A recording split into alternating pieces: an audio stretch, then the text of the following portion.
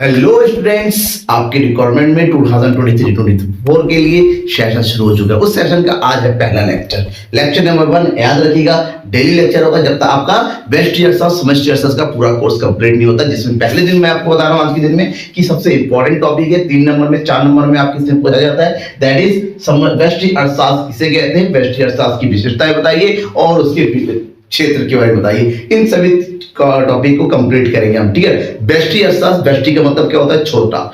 English में बोला जाता है इसको माइक्रो इकोनॉमिक्स। क्या बोला जाता है इसको, माइक्रो इकोनॉमिक्स। ध्यान रखिएगा,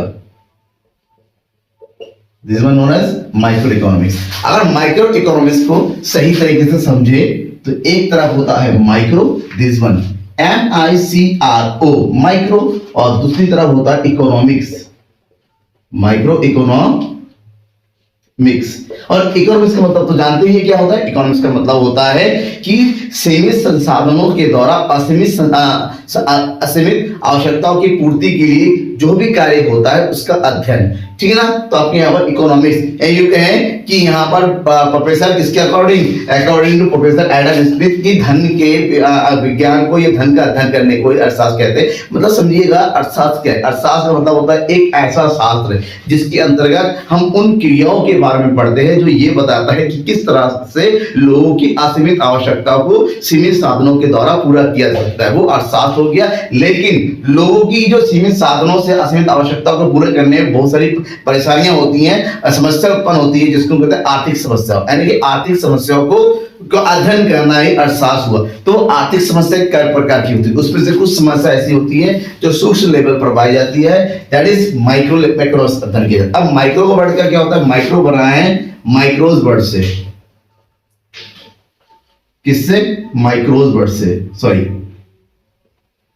माइक्रोज एक ग्रीक वर्ड है, ध्यान रखिएगा।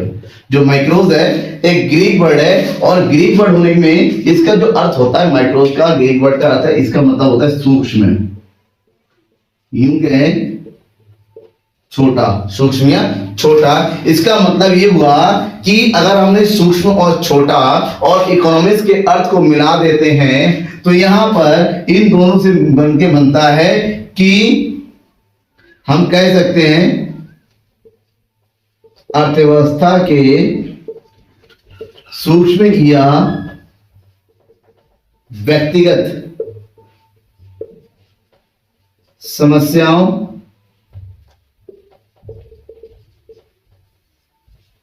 का अध्ययन ही क्या है, माइक्रो इकोनॉमिक्स है।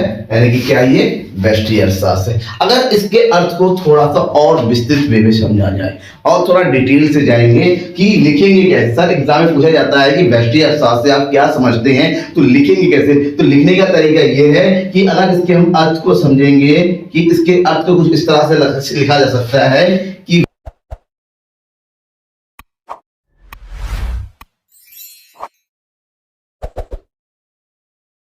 अब बात ये करेंगे कि जो सूक्ष्म समस्याएं जो होती है वो किस प्रकार की समस्याएं होती है। जैसे यहाँ पर जब बात कर रहे हैं ना कि यहाँ पर वो है जो व्यक्तिगत समस्या का अध्ययन किया जाता है। व्यक्तिगत समस्या का मतलब होता है अर्थव्यवस्था में जैसे एक उपभोक्ता की बात करते हैं एक बार में, ठीक है ना, कि एक उपभोक्ता का व्यवहार क्या है, वो क्या चाहता है, उसकी संतुष्टि कब होती है। या फिर हम बात करेंगे एक उत्पादक कब संतुलित होता है, कब वो अधिकतम लाभ प्राप्त करता है। या फिर बात करते हैं कीमत निर्धारण की कि किस प्रकार से किसी वस्तु की कीमत का मान लो जाया जाता है। ये जो मार्कर है, मार्केट में ये 25 रुपए का मिलता है, तो एक सोचना चाहिए कि आखिर इस मार्कर की कीमत 25 रुपए क्यों है, क्या रीजन है, 25 रुपए ही रखा गया, इसको ज्यादा क्यों नहीं रखा गया है। तो ये सारी चीजों का जो अध्ययन होता है, जहाँ पर एक एक चीज को छोटे छोटे स्तर पर अध्ययन किया जाता है, सूक्ष्म अध्ययन किया जाता है कि भाई जैसे मैं यहाँ पर खड़ा हूँ, हर किसी की, हर एक उपभोक्ता होता है, हर एक व्यक्ति उपभोक्ता होता है, तो उसका जो विचार किस तरह से है, वो वस्तुओं का कंजप्शन क्यों करता है, कैसे करता है, किसी चीज का कम करता है, किसी चीज का ज्यादा करता है, वो क्यों करता है, कैसे लिए करता है।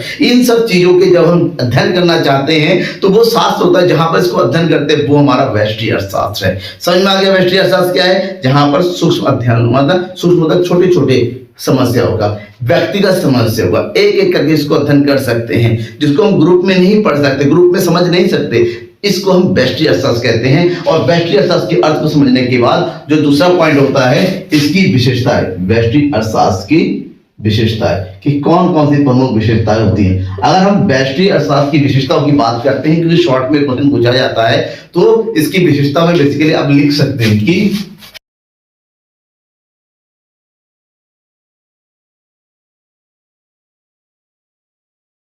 ठीक है ना। यहाँ पर सबसे इंपॉर्टेंट चीज है कि यहाँ पर जो कुछ भी हम अध्ययन करते हैं, हर चीज कीमत तंत्र या कीमत सिद्धांत के अकॉर्डिंग निर्धारित होता है कि वस्तु कीमत का निर्धारण किस प्रकार से होता है। उसमें जो मेन बातें होती हैं, और उसकी बात ये है, एक पॉइंट और होता है, अर्थव्यवस्था के अध्ययन का मुख्य उपकरण जो होता है यहाँ पर क्या होता है, मांग तथा पूर्ति। ये चार इसकी प्रमुख विशेषता ध्यान रखना, इसको आपको लिखना होगा, ध्यान में रखना होगा कि इसकी विशेषताओं के अंदर। अब हम बात करते हैं किसकी, व्यष्टि अर्थशास्त्र। अब अर्थशास्त्र के क्षेत्र को जो है अर्थशास्त्र के सिद्धांत के नाम से जाना जाता है। और अर्थशास्त्र के व्यष्टि अर्थशास्त्र के प्रमुख सिद्धांतों की अगर हम बात करते हैं तो इसके अंतर्गत चार प्रमुख सिद्धांत होते हैं। एक है मांग का सिद्धांत, थ्योरी ऑफ डिमांड, उत्पादन का सिद्धांत, थ्योरी ऑफ प्रोडक्शन, कीमत निर्धारण का सिद्धांत, theory of price determination, and साधन कीमत निर्धारण सिद्धांत, theory of determination of price of the factor. ठीक है।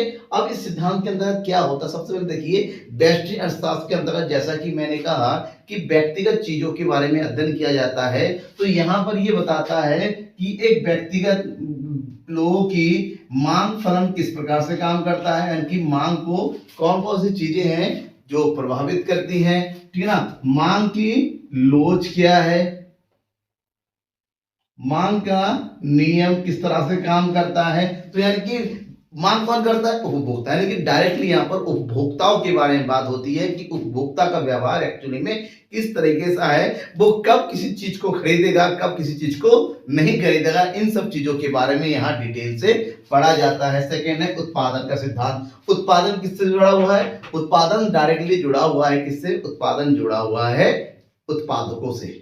उत्पादन मतलब जो पूर्ति का सप्लाई। यहाँ पर जब उत्पादकों की हम बात करते हैं तो यहाँ पर बात होती है किसी वस्तु की पूर्ति, किसी वस्तु का उत्पादन, किसी वस्तु के उत्पादन में होने वाले जो है लागत है, इन सब चीजों के बारे में हम क्या समझेंगे। तो ये हो गया हमारा उत्पादन का सिद्धांत। ठीक है ना। इसके अंतर्गत उत्पादक के संतुलन की भी हम बात करते हैं। नेक्स्ट है कीमत निर्धारण का सिद्धांत। कीमत निर्धारण का मतलब होता है, सबसे इंपॉर्टेंट जानने कि किसी भी वस्तु के कीमत का निर्धारण किस प्रकार से होता है, और इसके अंतर्गत पढ़ा जाता है कि ऐसी कौन सा बिंदु होता है जहां पर किसी वस्तु की मांग और उस वस्तु की पूर्ति आपस में क्या होती है, जो है संतुलित में हो जाती है, बराबर। क्योंकि जिस वस्तु पर मांग की, जिस कीमत पर वस्तु की मांग और जिस वस्तु की पूर्ति आपस में बराबर होती है, उसे हम जो है क्या बोलते हैं, संतुलित कीमत स्तर की बात करते हैं। तो संतुलित कीमत स्तर कौन सा होगा, इसके बारे में डिटेल से पढ़ना है तो वो आपको व्यष्टि अर्थशास्त्री बताएगा। और लास्ट है साधन कीमत निर्धारण। देखिए, उत्पादन ऐसे ही नहीं होता। उत्पादन के लिए उत्पादन के विभिन्न साधनों की आवश्यकता पड़ती है, जैसे भूमि है, पूंजी है, श्रम है, उद्यमी है, और उन सब के लिए आपको एक लागत यानी कि कुछ पैसे खर्च करने पड़ते हैं। तो उस खर्च को, उत्पादन को एकत्र करने के लिए, तो ये उत्पादनों पर जो भी आप व्यय करते हैं उसे हम उत्पादन साधन लागत के नाम से जानते हैं। तो साधनों की लागत, साधनों की कीमत कितनी होगी, भूमि के बदले में आपको कितना किराया देना पड़ेगा, ठीक है ना, पूंजी के बदले में आपको कितना ब्याज देना है, ठीक है ना, या फिर जो लेबर काम करे उसको कितना उनको पारिश्रमिक देना, इन सब चीजों के बारे में अगर आपको अध्ययन करना है तो वो आपको व्यष्टि अर्थशास्त्र में ही मिलता है। ठीक है। इसके बाद हम किस पॉइंट में आते हैं, अर्थशास्त्र के, व्यष्टि अर्थशास्त्र के महत्व या उसका प्रयोग कहाँ कहाँ होता है, कौन कौन से बिंदु पर होता है। अब बात करते हैं किसकी, व्यष्टि अर्थशास्त्र की महत्व। महत्व का मतलब होता है व्यष्टि अर्थशास्त्र का जो प्रयोग होता है ना, वो कहाँ कहाँ होता है, कहाँ कहाँ इसकी उपयोगिता है, कहाँ कहाँ इसकी लाभदायकता है। लाभदायकता की अगर बात करते हैं तो सबसे पहला पॉइंट होता है अर्थशास्त्र की कार्य प्रणाली को समझना। पूरे अर्थशास्त्र किस प्रकार से कार्य करती है, अर्थव्यवस्था में किन कौन कौन से प्रयोग होते हैं, अर्थव्यवस्था किस प्रकार से आगे बढ़ती है, इन सब चीजों के बारे में आपको समझना है। तो यहाँ पर सबसे पहले आपको व्यष्टि अर्थशास्त्र को समझना होगा। व्यष्टि अर्थशास्त्र ही व्यक्तिगत अध्ययन होता है। जब आप व्यक्तिगत अध्ययन को, लोगों के व्यवहार को, उत्पादक के व्यवहार को नहीं समझेंगे, तब तक अर्थशास्त्र या अर्थव्यवस्था को भी आप नहीं समझ पाए। सबसे पहला पॉइंट कि ना, ये अर्थशास्त्र के व्यवहार के बारे में बताता है। कौन बताता है, व्यष्टि अर्थशास्त्र। नंबर 2, आर्थिक नीतियों का सुझाव। देखिए, सरकार को देश के विकास के लिए विभिन्न प्रकार की आर्थिक नीतियों का निर्माण करना होता है कि देश का विकास किस प्रकार से हो, उस विकास के लिए कौन कौन से कार्य करने पड़ेंगे, कौन कौन सी नीतियां अपनानी पड़ेंगी, कौन कौन सी योजनाओं का निर्माण करना पड़ेगा। इन सब चीजों के बारे में सरकार को सोचना होता है और सरकार इस सब चीजों की जब सोचेगी तो सामूहिक स्तर पर नहीं, आपको उसको सूक्ष्म स्तर पर भी सोचना पड़ेगा कि अगर हमने कोई नीतियां बनाई हैं तो उसको ग्राउंड लेवल पर, जमीनी स्तर पर लोगों के व्यवहार पर, लोगों की जिंदगी पर क्या असर होगा। तो इन सब चीजों के बारे में अगर जानना है तो सूक्ष्म अध्ययन करना पड़ेगा। यानी कि व्यष्टि अर्थशास्त्र बताता है कि आर्थिक नीतियों को किस प्रकार से बनाया जाए, उसमें प्रमुख सुझाव दिया जाता है। नंबर 3, आर्थिक कल्याण। व्हाट डू मीन बाय आर्थिक कल्याण, जिसको इंग्लिश में बोला जाता है इकोनॉमिक वेलफेयर। इकोनॉमिक वेलफेयर किससे जुड़ा होता है? जैसे हम कहते हैं भारत जो है विश्व की 5वीं सबसे बड़ी शक्ति है, महाशक्ति मतलब सबसे बड़ी अर्थव्यवस्था। लेकिन अगर दूसरी तरफ हम देखें कि लोगों की खुशी, लोगों का जीवन स्तर, गरीबी, ये सब के क्षेत्र में हम जो है विश्व के कई क्षेत्रों से आगे हैं। मतलब कि हम बहुत ही निचले एरिया में जाते हैं, निचले पायदान पे खड़े होते हैं, क्योंकि हमारे यहाँ पर आज भी लोग भूखे मर रहे हैं। हमारे यहाँ पर आज भी लोगों के पास खाने पीने की उचित सुविधा नहीं है। इसका मतलब ये हुआ कि आर्थिक कल्याण किस प्रकार से ज्यादा हो, इन सब चीजों के बारे में व्यष्टि अर्थशास्त्र आपको डिटेल से बताता है। प्रबंध संबंधी निर्णय, मतलब मैनेजमेंट। अगर आपको किसी चीजों को मैनेज करना है तो वहां पर व्यक्तिगत तरीके से लोगों को समझना पड़ेगा। मेन चीज ये है कि आपको लोगों की क्या नीड है, लोगों की कौन कौन सी आवश्यकता है, या फिर लोगों की मूलभूत आवश्यकताएं कौन सी है जिसको मैनेज करना। क्योंकि आप जो है एक बार में सभी लोगों की आवश्यकताओं को पूर्ति नहीं कर सकते, पॉसिबल ही नहीं है, क्योंकि हर किसी की आवश्यकता अलग अलग है और किसी की आवश्यकता किसी चीज की कम है और किसी की ज्यादा है। पॉसिबल नहीं है कि हर किसी को खुशी कर दे, लेकिन यहाँ पर इस चीज को ध्यान जरूर रखा जा सकता है कि अधिकतम लोगों की आवश्यकता पूर्ति हो जाए। ठीक है ना। अंतर्राष्ट्रीय व्यापार में सहयोग। और अंतर्राष्ट्रीय हम डायरेक्ट कहते हैं ना, एक देश का दूसरे देश के साथ व्यवहार। भाई एक देश का दूसरे देश के साथ व्यवहार होता है, देश कई बिजनेस नहीं करती हैं, देश में रहने वाले लोग बिजनेस करते हैं। तो लोगों का व्यवहार कैसा हो, लोगों की कौन कौन सी सुविधाएं हैं जिससे वो अंतर्राष्ट्रीय व्यापार की तरफ आगे बढ़े, अधिक से अधिक आयात हो, अधिक से अधिक निर्यात हो। तो इन सब चीजों के बारे में हमें व्यष्टि अर्थशास्त्र की जानकारी प्रदान करती हैं। राजस्व में उपयोगिता, राजस्व मतलब टैक्स। और टैक्स कौन लगा? टैक्स दो प्रकार के होते हैं, जैसे कि मैं आपको डिटेल से बताऊंगा, आपने पढ़ा भी होगा व्यष्टि अर्थशास्त्र के अंतर्गत, जहां पर बता देता है कर दो प्रकार के होते हैं, टैक्स दैट इज प्रत्यक्ष कर और अप्रत्यक्ष। अब इसका निर्णय, इसका उपयोग किस प्रकार से होगा, कलेक्शन कैसे होगा, ज्यादा से ज्यादा राजस्व कैसे बढ़ाया जाए, तो इसके लिए आपको व्यक्तिगत स्तर पर लोगों के व्यवहार को समझना पड़ेगा कि किन लोगों पर ज्यादा टैक्स लगाया जाए, किन लोगों पर कम टैक्स लगाया जाए। टैक्स लगाने से कहीं किसी को नुकसान तो नहीं हो रहा है, टैक्स कम लगाए पर कहीं किसी को ज्यादा फायदा नहीं, कोई ऐसा नहीं टैक्स चोरी कर रहा है। तो आपको इन सब चीजों के बारे में डिटेल से समझना पड़ेगा। और लास्ट है व्यक्तिगत इकाइयों के आर्थिक निर्णय में सहायक। अगर आपको व्यक्तिगत स्तर पर, जैसे एक गांव के लिए योजना शुरू करनी है, तो आपको गांव पे आके गांव के लोगों के बारे में समझना पड़ेगा।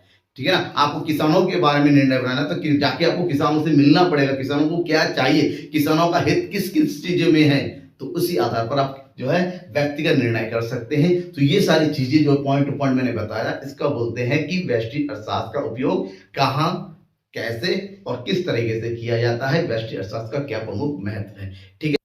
अब हम बात करते हैं व्यष्टि अर्थशास्त्र की प्रमुख दोष के बारे में। दोष का मतलब हमारा लिमिटेशन होता है, सीमाएं होती है कि एक्चुअली में इसमें बहुत सारी चीजें तो इसमें, क्योंकि हर आपको पता होना चाहिए किसी भी चीज के दो पहलू होते हैं। ठीक है ना। एक होता है गुण, होते का, तो यहाँ पर भी हर चीज अगर फायदेमंद होती है, कुछ जिसमें दिक्कत भी है जिसको हम उसको एनालाइज नहीं कर सकते। कौन कौन से प्रमुख इसके दोष होते हैं उसके बारे में चर्चा कर लेते हैं। सबसे पहला पॉइंट है इसमें अर्थव्यवस्था का अधूरा चित्र। अब होगा अधूरा चित्र क्यों? कि अगर यहाँ पर पूरे संपूर्ण अर्थव्यवस्था के बारे में अध्ययन नहीं करते, यहाँ पर चीजों के व्यक्तिगत अध्ययन होता है, यानी कि सूक्ष्म अध्ययन होता है। क्योंकि यहाँ पर कुछ चीजें आपकी जो है सामूहिक स्तर पर पाई जाती, जैसे राष्ट्रीय आय, उसको हम अलग से पढ़ ही नहीं सकते, यहाँ पर राष्ट्रीय आय के बारे में बात नहीं होती। जैसे रोजगार, यहाँ पर एक साथ बात होती है, रोजगार के बारे में नहीं पढ़ते। यानी कि व्यष्टि अर्थशास्त्र केवल और केवल व्यक्तिगत समस्याओं का अध्ययन बताता है, सामूहिक समस्याओं का अध्ययन नहीं बताता है। इसकी सबसे बड़ी खामी यह है। नेक्स्ट है आवास्तविक मान्यताओं पर आधारित व्यष्टि अर्थशास्त्र। कुछ मान्यताएं होती है, यहाँ पर ये मान के चला जाता है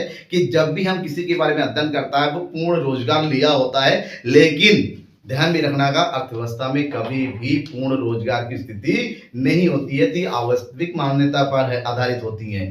ठीक है ना। नेक्स्ट है कुछ विशेष प्रकार की समस्याओं के लिए अनुप्रयुक्त। यहाँ पर हम जो है सभी प्रकार की समस्याओं का अध्ययन नहीं कर सकते। अगर हम बात करते हैं अर्थव्यवस्था में, जैसे थोड़ी देर मैंने बताया था यहाँ पर कि प्रबंध संबंधी की गरीबी, एक एक व्यक्ति की गरीबी बात, लेकिन पूरे भारत में लोगों की गरीबी को किस प्रकार से कम किया जाए, गरीबी के कारण क्या, इन सब के बारे में अध्ययन करना है तो व्यक्तिगत स्तर पर अध्ययन नहीं कर सकता, सामूहिक स्तर पर अध्ययन करना पड़ता है। इसके लिए गरीबी की समस्या जो है व्यष्टि अर्थशास्त्र की विषय क्षेत्र के अंतर्गत नहीं आती है। रोजगार की जो समस्या है वो जो है इसके अंतर्गत नहीं शामिल होती है। और लास्ट पॉइंट रहता है निष्कर्ष संपूर्ण अर्थव्यवस्था के लिए ठीक नहीं है। जैसे कि मैंने पहला पॉइंट बताया था कि अर्थव्यवस्था का अधूरा चित्र होता है, क्यों? क्योंकि यहाँ पर केवल और केवल व्यक्तिगत समस्याओं का अध्ययन किया जाता है, यहाँ पर व्यक्तिगत क्षेत्र का अध्ययन किया जाता है, सूक्ष्म क्षेत्र का अध्ययन किया जाता है। इसीलिए मैं कहूं कि यहाँ पर इसका जो निष्कर्ष निकलता है कि वो संपूर्ण अर्थव्यवस्था के लिए ठीक नहीं होता। जैसे एक समझ, अगर कहा जाए एक व्यक्ति बचत करता है तो सही है ना, वो लोग कहते हैं अपनी सेविंग बढ़ाओ, चलो ठीक है, एक व्यक्ति ने सेविंग किया, अच्छी बात है, लेकिन एक ही टाइम पे भारत का हर एक नागरिक अगर सेविंग करने जाए, बचत करने जाए, क्या वो सही होगा? नहीं होगा, देश का दिवाला निकल जाएगा। कैसे निकल जाएगा? फॉर एग्जाम्पल समझिए, आपने एक दिन में 100 रुपए सेव कर लिया, ठीक है ना। भारत की जनसंख्या कितने? 140 करोड़, उसमें से मान के चलते 80 करोड़ लोग कमाते हैं, तो 80 करोड़ लोग, ठीक है ना, इतने सारे जीरो, 80 करोड़ लोग जो है 100 रुपए बचाना चाहे तो आप खुद सोचिए एक दिन में कितना सेविंग हो जाएगा। इसका मतलब होता है 80 करोड़ में 100 बढ़ दो, 800 करोड़ रुपए जो है सेव हो जाएगा। तो 800 करोड़ से अर्थव्यवस्था से निकल गया ना, तो अर्थव्यवस्था का विकास कहां से होगा? वो तो डूब जाएगा। तो इसका मतलब ये होता है जो चीज व्यक्तिगत स्तर पर सही होता है वो संपूर्ण अर्थव्यवस्था के लिए सही नहीं होगा। जरूरी नहीं है कि हर बार सही हो, ठीक है ना। इस चीज को ध्यान में रखिएगा। तो ये संपूर्ण अर्थव्यवस्था के बारे में, व्यष्टि अर्थशास्त्र के बारे में कंप्लीट बताया। कोई भी डाउट है, किसी प्रकार का डाउट है, बिल्कुल कमेंट बॉक्स में आके कमेंट करके मुझे बताइएगा। आपके हर एक डाउट को मैं सॉल्व करने की पूरी कोशिश करूंगा। पर बने रहिए, 2024 के लिए आपको बेस्ट क्लास लेने के लिए क्लास शुरू है, आपको रेगुलर क्लास मिलेगा। और खासकर मैं आपको बता दूं, जून की क्लास में आपकी लाइव क्लास में जरूर जुड़ेगा। जून में आपको लाइव क्लास खासकर यूपी और बिहार बोर्ड स्टूडेंट के लिए लाइव क्लास शुरू होगा 1 जून से लगातार 1 महीने के अंदर संपूर्ण कोर्स की। Thank you, bye.